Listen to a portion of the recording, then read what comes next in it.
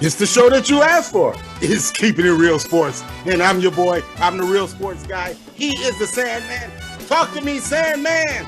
Steve Taylor, a new segment this week and a little tease at the end. I hope everybody's ready for our best show yet. Oh my gosh. First off, man, hats off. Thanks to all of our supporters. Man, Keeping It Real Sports Volume 12 was the most watched episode that we have. We're going to keep this coming.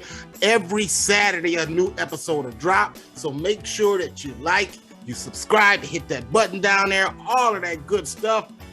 Andy, but without further ado, quick hitters. Sports quick hitters. Man, we're just going to go through a potpourri of quick hitters that's happened in the world of sports. You're up first, Andy. All right, well, we had to add this because there was so much going on in the world of sports this week, and we didn't want to miss any of it. We didn't want our listeners and our viewers to miss any of it either. So I'm going to start with, to me, one of the weirdest, but one of the biggest stories in professional sports, and that's the Arizona Coyotes. You might get locked out of your arena. How the hell you get evicted? It's kind of a problem. Pay your damn bill. You got a hockey team. You got fans. Pay the bill. I know you want a new arena, but you kind of have to play in this one first before you can have that discussion. So, but on top of that, though, Steve, I do think that is not a good spot for an NHL franchise. I just will add that as well. Never successful. I think the better. And then my other one is the Australian Open is coming up at the beginning of the new biggest story here. Serena Williams not going after her record-setting major. She was advised by her medical team to stay away from Australia for multiple reasons. But the interesting thing is, after Novak Djokovic's stance on the vaccine, something's changed because he's going to play. So I'm interested to see how that happens if he still says what he said before. But you know, a lot to look forward to at the beginning of the year. Obviously, a lot to look forward to at the end of this year. But to me, those were the two quick hitters that jumped out to me the most this week. Well, to me, my quick hitters, man, you know, it's got to be Tiger Woods, Andy. Oh, for sure. Here's a guy who just, 18 months ago, man, not even 18 months ago, less than a year ago. Yeah, less than a year. Yeah. Yes, less than a year ago, this guy is in a car crash that could have killed him. Not just killed him, man, but ended his career. They talked about amputating his leg. You know, although, man, this is what he called a grin type of tournament that he's gonna probably play with his son Charles. Man, hey, I'm looking forward to it. You know. Yeah, me too. And I tell you what else I'm looking forward to, Andy. I'm excited, man. The Boxing Hall of Fame has announced its brand new class. Roy Jones Jr. is in that class. Miguel Cotto is in that class. And Andy, I had the pleasure of calling my gentleman, my friend. I mean, because, what can I say, man? I know the guy. James Lights Out Toney. Andy. James Toney, man. Talk to me. Listen, I think that, all of these guys to me are first ballot Hall of Famers, not just on the list. I think they all get in. But as you said, you were lucky enough to watch this guy fight his last fight and win it as well. Yeah, no, I called that. I called that knockout. Oh, yeah. I called that knockout. Yep, but we could spend a whole show on him. I know that that's a big spot in your heart and a big. Yeah, that was we got to get to the hurry up, man. That's right, exactly. So there you go, quick hitters. So without further ado, the hurry up. And, all right, let's do it. When we get to the hurry up, we got to start with the college playoffs and what has transpired. They have been announced.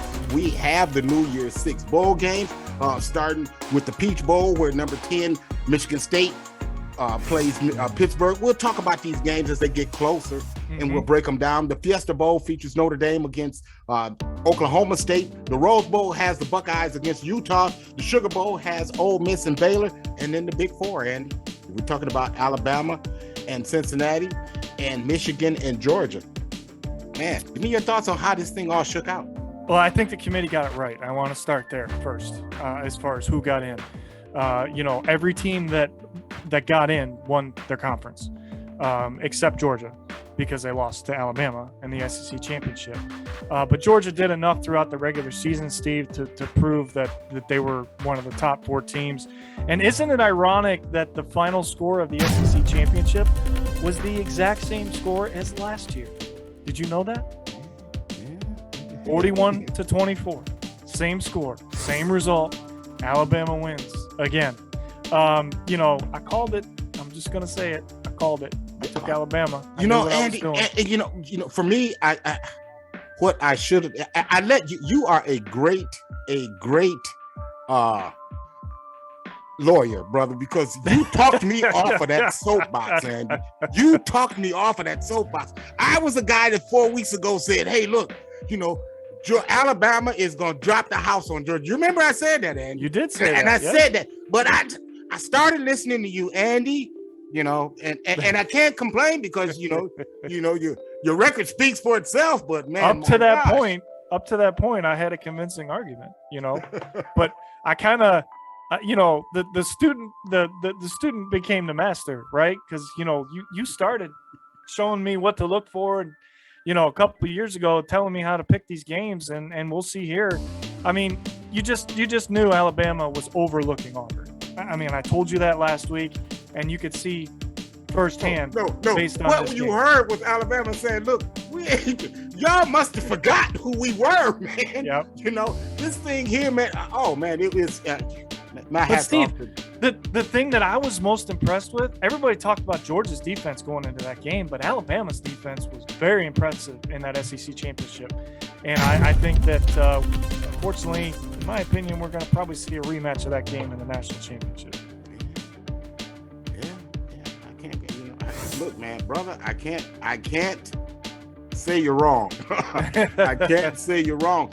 But we had other things transpire, man, within that weekend, man. Give me your thoughts on other games that you saw go down, man. In particular, the Baylor Oklahoma State game. I mean, to me, this was by far the most entertaining game of the entire weekend. I watched every minute of this game, and as we're about to see here, the end of it was one of the most memorable endings you could possibly have. You and I have talked years after years after years in our broadcasting games together and doing the show how football is a game of inches, right? Well, there's no more prevalent, no more proofable, I don't think that's a word, but more. Get what you're saying. Yeah, exactly. I mean, I it took the words out of my mouth because this is the most telling statement to that comment, as far as that's concerned. And, all I'm going to say about Oklahoma State is you don't deserve to win your conference if you can't score from the 2-yard line twice. Twice, Steve, twice. Not just the end of the game, but earlier in the fourth quarter, they had their chances too. It might have even been the third quarter. I can't remember. There's no way I would have picked Chosen if I'd have known Warren wasn't going to take one snap. Warren he is their big horse, especially in short yardage situations. He is the guy. Okay, and what I want you to look at, the angle on this. Look at the angle that he takes. He widened out. He gave the defender a chance to run him down at the doggone stick. He cuts it upfield. Andy, what I'm saying is Warren would have stuck his foot in the ground and got to the goal line. Yeah, you got to turn it upfield. You can't drive it wide because, like you said, that gives the defender a chance to catch you. I mean, Jackson did as much as he could to stretch that out, Steve, but there's no question that he didn't make it in. And like we said, it's a game of inches. And, I think Baylor kind of felt like they had a chance to get in. I have a feeling if Cincinnati would have lost to Houston, I think that Baylor gets over Notre Dame. I think that they would have put a conference champion in over Notre Dame. But it doesn't matter because what's done is done, and we got to keep going because this is the hurry. Yeah, and that's exactly what it is, man. And Andy, the Lions win. The Lions win. The Detroit Lions win. I mean, if you were a betting man, you probably went to Vegas and knew that they were going to get this game because of what happened at the school, unfortunately, earlier in the week there in Oxford, up in Michigan. As if Detroit already didn't have enough motivation to get off the schneid, but playing for those kids and those families, I wouldn't have wanted to play the Lions on Sunday. I would have taken them over anybody, not just Minnesota. And it's special to see professional athletes react the way that they did after they got the win. I think we're going to see a clip of that here momentarily. Yeah. And your old quarterback, Jared Goff, proving he can finally get it done late in the fourth quarter. So, my best friend was at that game. He's a huge Browns fan, but he went up to Detroit because he's a Red Wings fan. He went to the Red Wings game the night before, saw them win in overtime, and then I thought Detroit was going to get housed, but little did I know he was right in that end zone too. He sat in that end zone and saw it firsthand. Man, he called me Monday. He couldn't stop talking about it, but there you go. You see the reaction there from Jared Goff and Dan Campbell. And I've said all year, Steve, Dan Campbell is a good football coach. This team has competed their asses off, and they just haven't gotten the results. But look at the reaction from the players. Look at the fans. I would have thought they just won a playoff game. Come on, man. And it's special. It's why we love sport. Moments like this is why we watch sport. And I couldn't be happier for the Lions and the city of Detroit after everything they went through last year. Yeah, absolutely. My hat's off to them, man. I got a little teared up after that, man. Hey, look. And while we're talking football, hey, Andy, the Grey Cup is Sunday. Yeah, it's this Sunday. It's this Sunday. Yeah. So I had to call up our Canadian football guru because there's no one that knows Canadian football more than Mick Gonzalez. Yeah. And so I got the breakdown, but I've been waiting on a punt return all year in the NFL. Well, I had to go to the CFL to get one, and I saw a guy named Little Pappy White bring one back all the way to the house for the Hamilton Tiger Cats, man. And I got a little bit. And you know what? I think we're going to do a bonus. Why don't we do a bonus? Who you got? For the Grey Cup later on. How about that? We're gonna throw that into our pick six this week because we don't have a who you got. I know, but it's still I'm still gonna ask you the same thing. Who you got? Well, that's fine.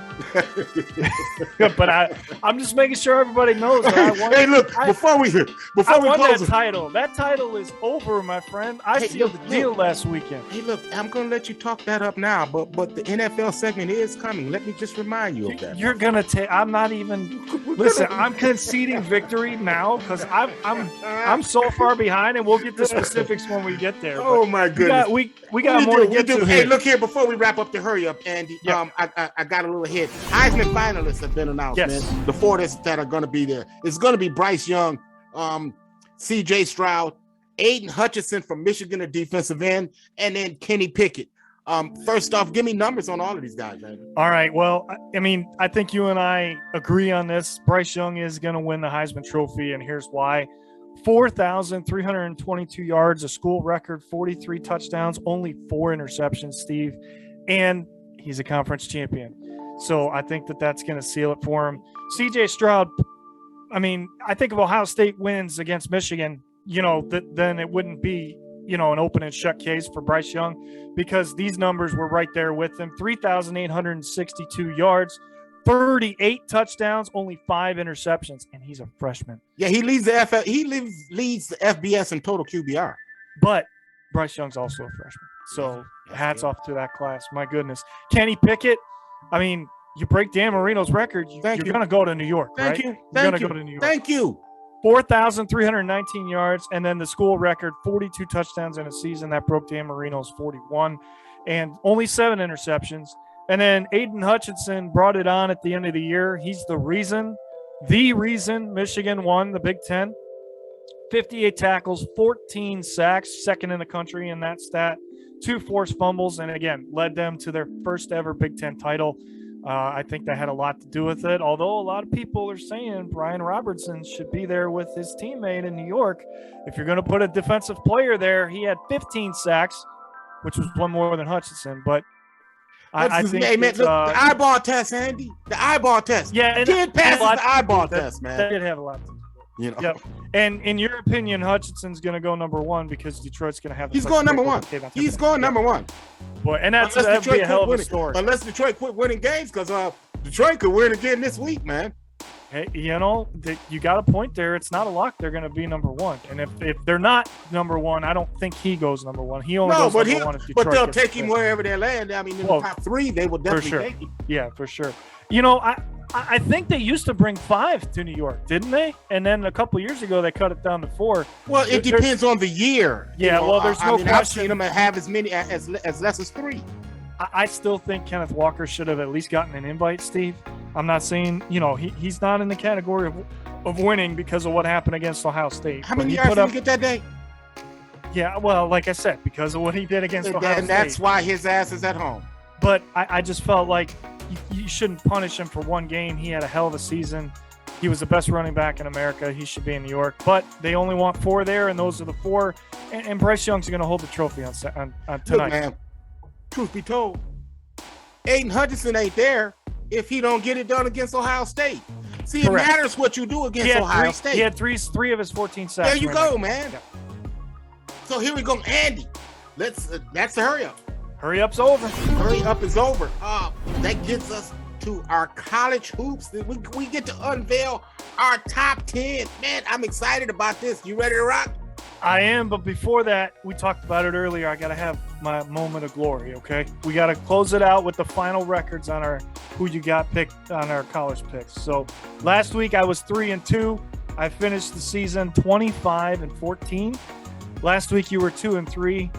You barely stayed above 500. You were 20. 500 is still, I'm hey, 500. Listen, that's all I'm going for in the NFL pick is just stay above 500 because I'm about where you're at. I think you're at about 500. A little higher than that, but still. But listen, the student became the master because you had a pretty big lead on me earlier in the season, but I figured some things out. So, all right, now let's get to the top 10. Okay. No more patting myself on the back.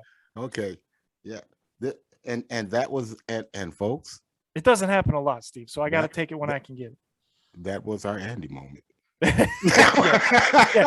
We haven't had one of those for a few weeks, but I felt like after 150 views last week, it was oh my gosh, yeah, man, rocking and rolling, man. We're gonna keep it going. Top 10, here we go. We're gonna start with number 10. Andy, I'm gonna start out west, and this here top 10 is not the top 10 that you are not gonna see in the Associated Press.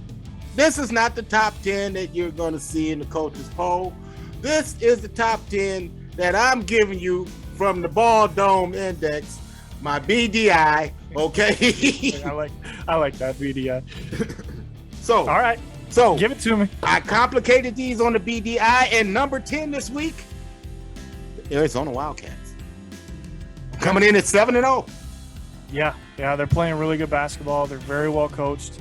And they're going to have something to say out west all year, for sure. Yeah, they're starting to turn that thing around, man. It's going to be interesting to see what Arizona does this year. But right now, we got them number 10. Sean Miller's a hell of a coach, Steve. He always has been. He just needs the talent. Now he's got it. So look out for Arizona. Okay. Number 9, the Kentucky Wildcats. 6-1 on the season. Coach Cal, he went and got some players that he don't normally get. He visited the transfer portal and took advantage of that. And Kentucky has turned it around in a year. And they'd be higher if they had beaten Duke. That's their only loss. So, I mean, it's not like they're struggling. The number 9 is the Kentucky Wildcats. Number 8, the Alabama Crimson Tide. And Andy, if you look at the Associated Press poll, they're ranked about 16, maybe 18. Did you see what they did to Gonzaga the other night?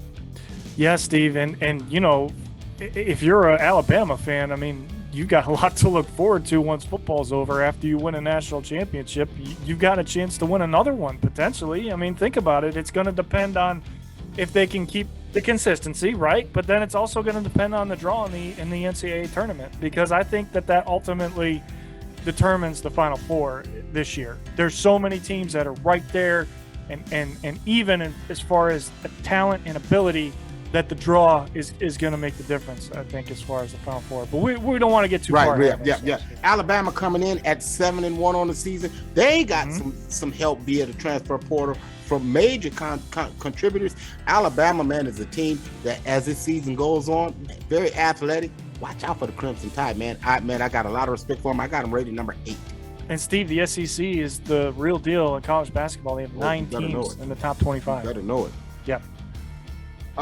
Number 7 is the Texas Longhorns, and here's another team, man. Transfer portal's been kind to them.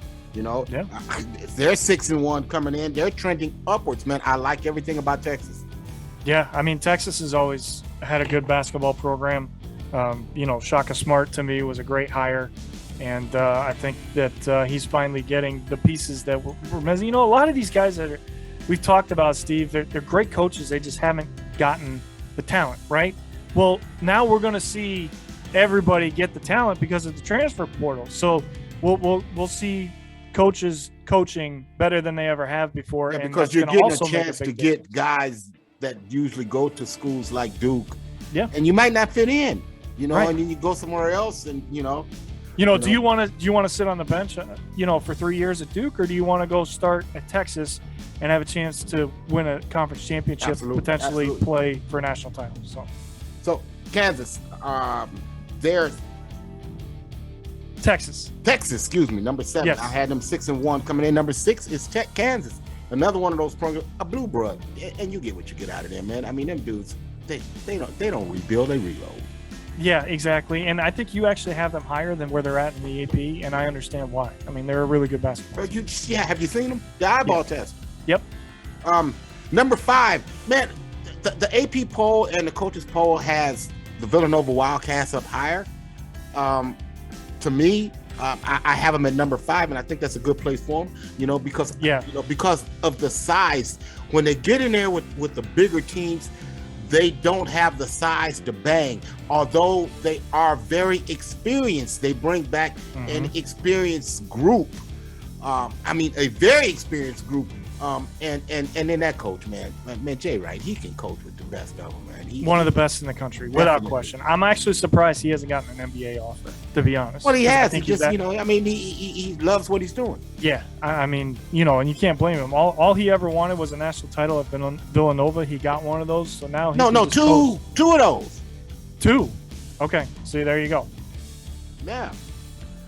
So number 5 is Villanova. Number 4 is Gonzaga, man, and there's everything I love about this team, man.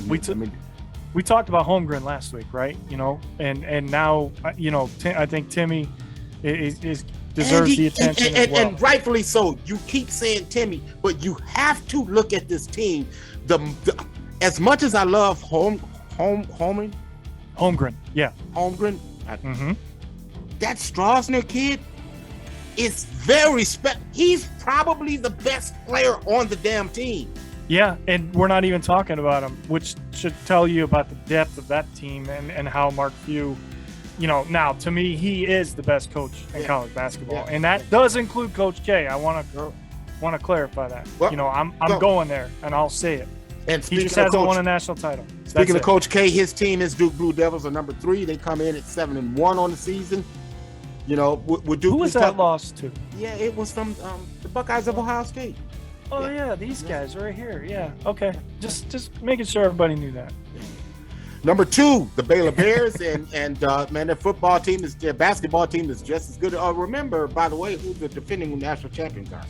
Yeah, it's them. Yeah, it would be them. Yeah. And then we talked about it last week, Andy, the Purdue Boilermakers, number 1. Yeah, and this one, you and I, we saw it coming, but the polls finally jumped on board with us as well. Yeah. But again, Steve, Big Ten is deep. Michigan State moved up. Ohio State's back in the top 25. You've got Wisconsin's going to be there. So you've got a lot of depth in that conference. So I'm not saying it's going to be a cakewalk, but I still think they're going to win the Big Ten. There you go. That's it. Our college basketball top 10. That brings us to pick 6, Andy. And already, man, this show's just flying on by. It sure is, man. Yeah. Hey, look, can you remind the people what happened last week? Kind sir. No, sir, you got me off last week. No, that's how you got me off last week. Oh, okay. Power rankings first. All right. So you want to flip it this week? All right. That's how I had it on the rundown last week, and I let you talk me that lawyer in you, buddy. I had power rankings. I thought we saved the picks for the last, but okay. If you want to switch it, we'll switch it. Yeah. All right. So you were 4-2 last week. Did I get that correct? Oh, you were, yeah. Okay. And what does I that was put me 2 on the and 4. season? And my You season? are 47-19. Quite impressive. Yes. Aha! I am 36-30. So 47-19. That means uh-huh. it's pretty much a lock when I tell you this going down. Yeah, it is. And you're going to have a monumental collapse to lose that championship. We have 5 weeks left, and I'd have to go, if I did my math correctly, I'd have to go probably at least 5-1 in 3 of those 5 weeks to even have a chance. I don't see that happen. Here we go. Man, let's get through them real quick. First Let's do it. The Buffalo Bills travel to Tampa Bay to take on the Buccaneers. Andy, who you got? Wow, Steve. I do not like what I've seen for Buffalo the last 2 weeks. I really, really was disappointed with how they played against New England. I thought they were going to be able to take that game with the magnitude of it and everything. And Tampa Bay plays really well at home. But this is probably why I'm 36-30. I still believe in Buffalo, and I don't think this is Tampa Bay's last tough game before they just coast into the number 1 seed in the NFC. And Tom Brady struggled, even though Tampa Bay's been winning. I think Buffalo has – Steve, they're in the last wild card spot right now. They have to win this game, man. They just have to. And I'm a sucker for that. So I'm going to take Buffalo, I guess. Yeah. Well, I'm not going to take the Buffalo, and I'm not going to fall for the rat poison. I'm going to take Tampa Bay and Tom Brady and them. So give me the Buccaneers. That brings us to Dallas. They travel to Washington to take on the football team. Andy, who you got? Well, you know who I've got in this game because I got to back it up, all right? They proved me right last week, and I think, what did I say? They just have to split with Washington to win the East, right? If they win this game, they pretty much lock up the division. They know that. Washington knows that. Washington's going to be without Montez Sweat. Washington's going to be without Logan Thomas. I think that hurts them enough. And I think Dak Prescott becomes the Dak Prescott we saw earlier this season. So how about them Cowboys? Okay, I like that. I hear you. What's my record again?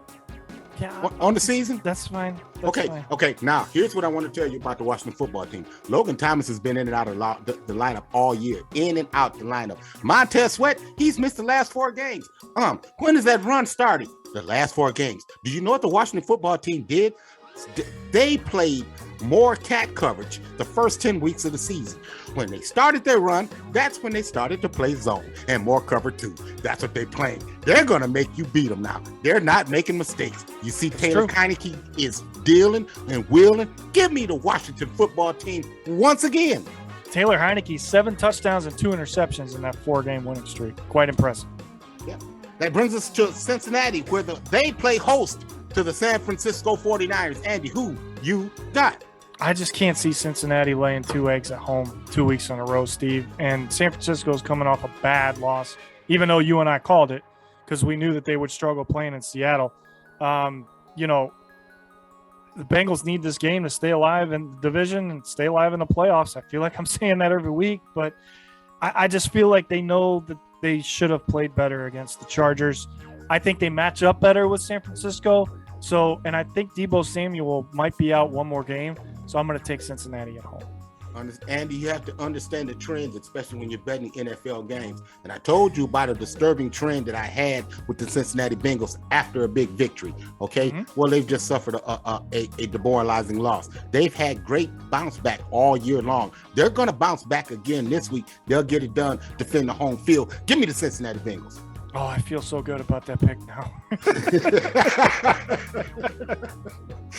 The Los Angeles Rams travel to Arizona to take on the Cardinals. Andy, who you got? Well, I think this is a payback game for the Rams. And I think that they're going to come ready to play. But I don't know, Steve. I'm kind of buying Arizona on this one. I didn't like what I saw from your Rams the first time around. And Kyler Murray's healthy again. And Arizona has a really good chance of getting the number 1 seed if they win this game. So I know you don't like this, but I'm going to take the Cardinals at home. Look, I normally would have taken that, but I had to go back and look at what happened and how things trended. It was just a couple of plays, man. The score didn't indicate that, but it was just a couple of plays. And you're right, this is a get-back game. I think this is really the game that they kind of disrupt Arizona and kind of show the blueprint, because see, now we're going to box him and push the pocket into his face with AD. Then we got my bookends on the end, Von Miller and Leonard Floyd. I think we exposed them a little bit. But this is the game that the Rams definitely need. Look for the Rams to get back. This is a game Von Miller has to show up in. This is what we got him for. He has to show up in this game. And that brings us to Cleveland, where they play host to the Baltimore Ravens. Andy, who you got? All right, listen. Again, your title is sealed, okay? So I'm going to say this with love for my Browns, okay? You had a week off. Lamar Jackson is struggling. Marlon Humphrey is out for the year. If they don't win this game, Steve, I'm done. Marcus Spears said earlier today, if the Browns don't beat the Ravens, don't ask me any more questions about the Cleveland Browns. And I'm going to echo that. So it's at home. And because of that, because they've had to bye, and all I've heard for the last week and a half is that's what we needed. We're going to rejuvenate. Baker's best football is ahead of him. Listen, Mayfield, you better come ready this week. And you're going to have to probably win this football game because they're going to shut down Chubb and Hunt. So get ready. Show me everything that you're talking about, because it's now or never. And miraculously, if they win this game, they're still in the thick of it for the division. So I'm going to take my Browns. Okay, Andy. I'm going to make you feel better. Because Baltimore is decimated. Yep. On the injuries on the defensive side. And the one thing that Cleveland don't do well is drive the ball down the field. And they're talking about taking shots down the field. That makes me nervous. Okay. But the fact that the Ravens can't generate a pass rush without bringing extras is going to fall into what Cleveland does best. You know, they love those tight end screens. They love those screens with the halfbacks. And what Kevin Stefanski's play calling ability is going to be able to take advantage of the deficiencies of the Baltimore Ravens. The other thing to look for in this game, Steve, is if that bye week helped Baker and he's healthier, you're going to see more plays on the play action with him rolling out instead of staying in the pocket. He's had to stay in the pocket because he's been hurt. He had a knee, he had a heel, he had a foot. If all those things are healed, you're going to see Baker rolling out more this week. And he's a better quarterback. I don't want Baker Mayfield rolling out until he's healthy. Hand the damn ball off, win the game, bore him and beat him. It don't have to be flashy. Just win. Cleveland will just win. Give me the Browns. Let's do it. Let's go get one. That takes me to Denver, where they play host to the Detroit Lions, the suddenly hot Detroit Lions. Andy, who you got? Oh, man. You know, Denver had a tough one against Kansas City last week, but they were in Arrowhead.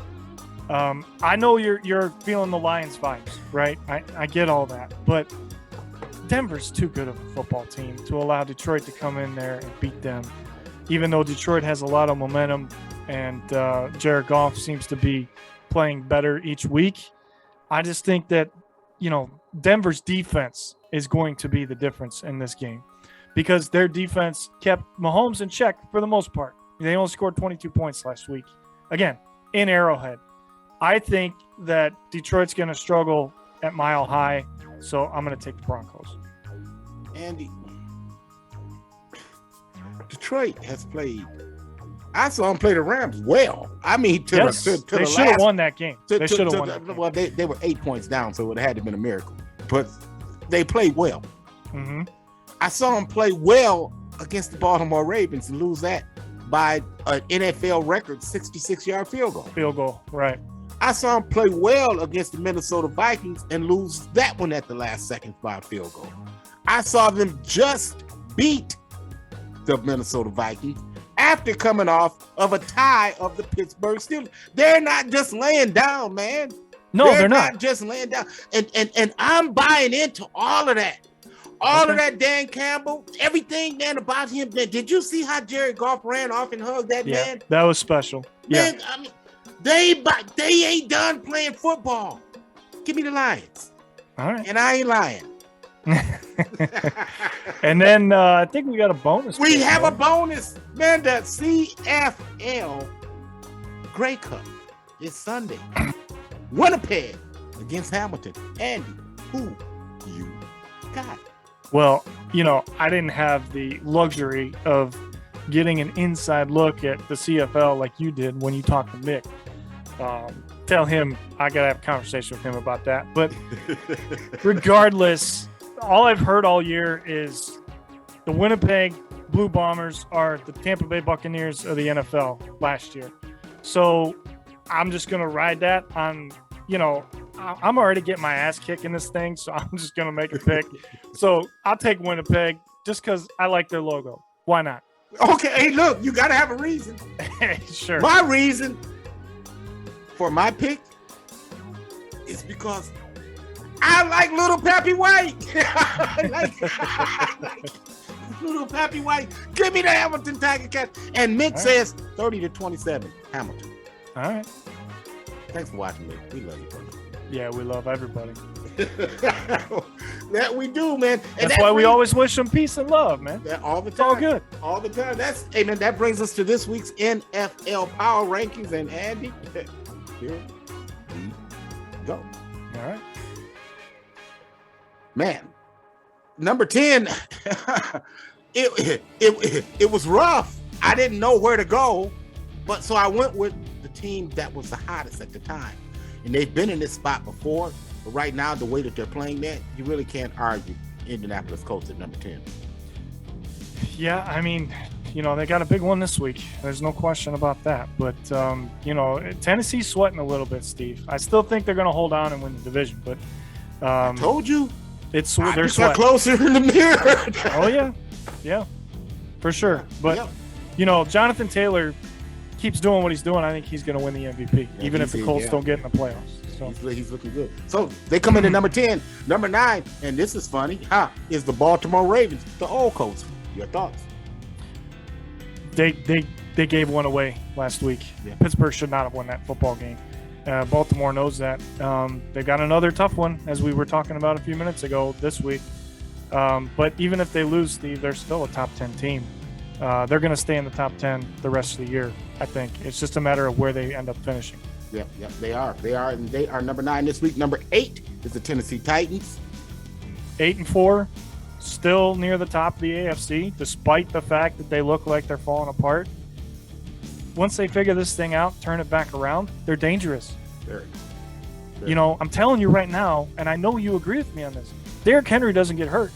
They may only have 2 or 3 losses. They could well be, but, they did lose to the Jets when they had Derrick Henry. I'm just saying. Number 7, the Dallas Cowboys. And, again, they're one of the best teams in the NFL. I think this is a team that all they want to do is just find a way to close out this division, get into playoffs before they really start figuring things out. I'm not saying that's going to happen. All I said was they were going to win the East and they were going to make the playoffs. The secondary just has to quit sitting on routes, man. And that's when I made mention of that a couple of weeks ago when I said sitting in chairs. And I almost texted you in the New Orleans game last week because we saw that firsthand. We saw Diggs try to go for another pick. Now, he does have, 9 or 10? 9. And he leads the league. But you got to know when to go for it and when not to. And that's because... But you're trying to read the route for the receiver. And when you're right, you look like a genius. But when you're wrong, you're reading names, man. And he can't be guessing like that when it comes to playoff time because they'll get tossed. And that's what I meant when I was saying sitting in a chair, because you're sitting on a certain route, and just like getting out of a chair, man, once you get up to get out of a chair, you can't make another move, man. If you guess wrong, you're wrong, man, Right. So the Dallas Cowboys, number 7. Number 6, Los Angeles Rams. Yeah, Odell looked like he fit in last week, which was a good sign for the Rams offense. And they won a game that they had to win. I mean, it was Jacksonville, but they still had to win. But see, Andy, here's something that you don't know because you don't study them like I study them. Is what they're doing, the effectiveness of Odell Beckham. Like, dude, the dude is a problem down the field. And he draws a lot of attention, man. He draws a lot of attention. So you get this guy zigging, and you get Cooper Kupp zagging, and Van Jefferson has been eating all of that up. For sure. Yeah. I mean, they're dangerous. Their offense is dangerous, but I'm still glad that I switched my Super Bowl pick last week with Green Bay. Well, we shall see. We shall see. We shall see. Right now, the Los Angeles Rams are number 6. Number 5 is the New England Patriots. I mean, man, if they win a damn game throwing 3 passes the whole game. That's another Bill. That's Bill Belichick, bro. That's Bill Belichick, but that's also Josh McDaniels understanding his opponent and his defense that he's got to coach against. But you might have to say right now that New England's the best team in the AFC. They've won 6 in a row, and they've done it on both sides of the football. 7 in a row. No, and they've done it on both sides of the football. Look, dude, I get you. They're winning in spite of this kid, man. Out of the baby goat is what he's been tabbed as, the baby goat. But I hate all that shit. Just let the guy play. And look, it was an ingenious game plan. They scored on a 67-yard touchdown early in the game. Man, they had 55 to 60 mile an hour winds, so you really wasn't throwing the ball around the park. He knew that, man. He shortened the field, man. He shortened the game. I'll bore you. I'll beat you. I'll get the hell out of here, man, with a 14-10 victory, man. That's it. That's the bottom line. Why? Because I'm Bill freaking Belichick. That's why. That's right. That's it. And see, my whole thought process goes to the defense. I ain't shitting on Josh Allen. I'm talking about that man. They pushed you around like a shopping cart. You knew they were going to run. They didn't, bruh. They didn't hide it. Right. They didn't hide it. And they couldn't stop it. No. So there it is. That's why I think right now they're the best team in the AFC. Yeah, number 5. Number 4 is the reason I disagree, because that man named Patrick Mahomes, number 15 in the Kansas City Chiefs. Keep telling you, man, that defense is coming around. They can strike fear in you, and I promise you, 14 points, man. If you'd have told the Buffalo Bills you're going to hold Bill Belichick to 14 points, they take that all day. We win. For sure.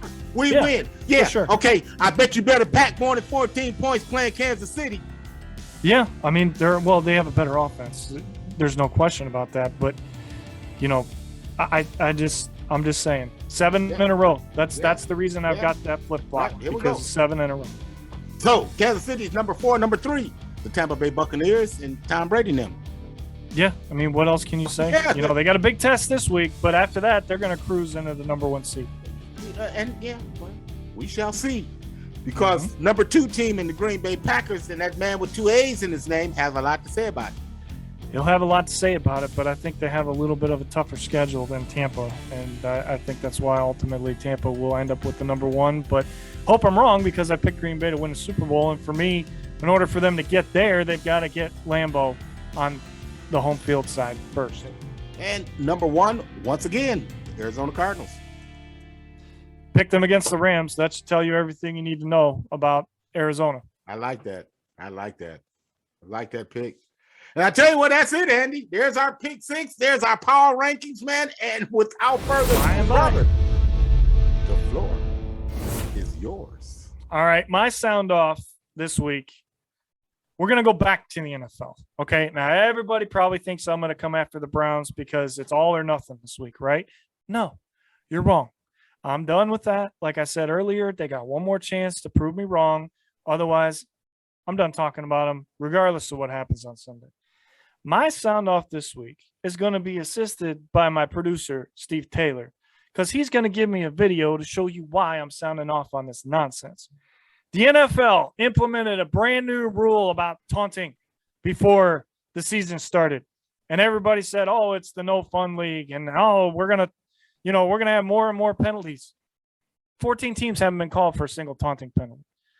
Taunting is described in the rule as an emphasis and a lack of respect for your opponent. Okay? You want to emphasize respecting your opponent, Why the hell aren't you flagging the entire defense for running down to the other end of the football field after they cause a turnover? I am sick and tired of seeing this shit. It makes the game longer. It doesn't need to happen. It does not need to happen, okay? I don't need to see your entire defense. You made the play. You want to run down there? Fine, go ahead. You don't need to bring the whole team with you. How is that not a penalty? How is that not unsportsmanlike? How is that not taunting? Look at this. I mean, come on, Steve. There's celebrations, and then there's this. You know, well, that kind of stuff, I mean, that's just a basic celebration. That's not the whole team. I'm talking about when the whole team runs down there. Some of these are kind of creative, but, you know, we're spending 5 minutes thinking this thing out. You know, this is professional sports. We're not children, yet we're acting like it. And you know why? Because that's this generation. That's how they bring themselves up. That's how they think they should be taught. That's how they think they should be treated. So I just want the NFL to sit back and look at this at the end of the season and say, maybe it's time we add unsportsmanlike penalties more than taunting penalties. Because as a fan, I'm tired of seeing it. Man. Once again, very, very nice sound off as always, Andy. It doesn't take much to get me going. You know that. You've known that for 20 years. Just ask my wife. She'll tell you the same thing. Oh, my gosh. It's, man, great sound off, man. Well, Andy, my sound off is going to What do you got this week? Well, man, I'm just so tired of hearing Ohio State Buckeye fans blame the wrong people for this past loss to Michigan. And my man, the Ham Man, who watches the show. Much love to you, man. Shouts off to you, but man, you know that never happened, man. You should have Georgia on your mind. Let me tell you something, brother. A broke clock is right twice a day. Okay, just enjoy the moment. Enjoy the moment. Now, getting back to Buckeye fan, what you should have looked at was your defense. What changed? Okay, you changed horses in the middle of the stream, and that's fine. I mean, Matt Barnes, you showed that at least you could change your defense and coordinate the defense. I give you love for that, brother. I give you a lot of love for that. But what I don't give you love for is the ability to be able to adjust. Okay? So the Ohio State defense finally adjusted. When? At the end of the season, after the loss to Michigan. Why? Why wouldn't you expect anything else, Buckeye fan? Why would you expect anything else? Did you not see the national championship game from last year? Oh. Did you not see that? I'm just asking. I'm asking, did you not see that? I mean, the defense was horrible, and you made no changes. You made zero changes. This is what you came into this year with. You came into this. Did you expect anything different? But you want to blame C.J. Stroud, a man threw for 42 touchdown passes, I believe.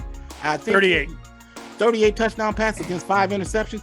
He leads all of college football in QBR. You want to blame him for that? I didn't see him getting pushed around like a damn shopping cart, man, for 3.5 hours. Defensive coaching needed to be changed from the top down. Just like it has been done. Jim Knowles is your new defensive coordinator. You brought him in from Oklahoma State, rightfully so. What has he done in Oklahoma State? Well, glad you asked me that. He only led them to the number 3 in the country in total defense and total yards. He only averaged giving up 69 yards rushing a game. Do you think he could have helped this week or last week against Michigan?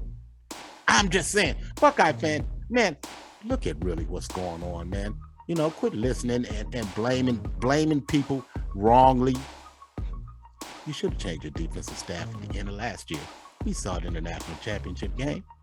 That's my sound off. So there you go, Andy. Another one in the book, Steve. But before we go, we got a little, I believe we got a little tease for something that we want to let our viewers know about. Is that not correct? Well, that's kind of what we've been working on. Why don't you tell them what we've been working on, Andy? All right. So we've been trying for weeks now, folks, to get our own page on YouTube so that this show is not under Steve's page because we want to pick up steam and we want to get more content added. So next week, leading up to next weekend, we need you to go as of Thursday, because we got to have time to put it together. But as of Thursday, we're going to need you to go to Keeping It Real Sports YouTube page. It is happening. We are designing it. We are creating it. It will be there by Thursday of next week. We need you to go there and subscribe and like, and we'll be ready for episode 14, the first one on our own page. You got a little preview of what we're going to show them? Nah, we'll slip that in. I promise you. Okay. All right. There we go. But So hey, it's been fun, Andy. But we got to run. So until next week, we wish you love and peace. Deuces. We'll see you.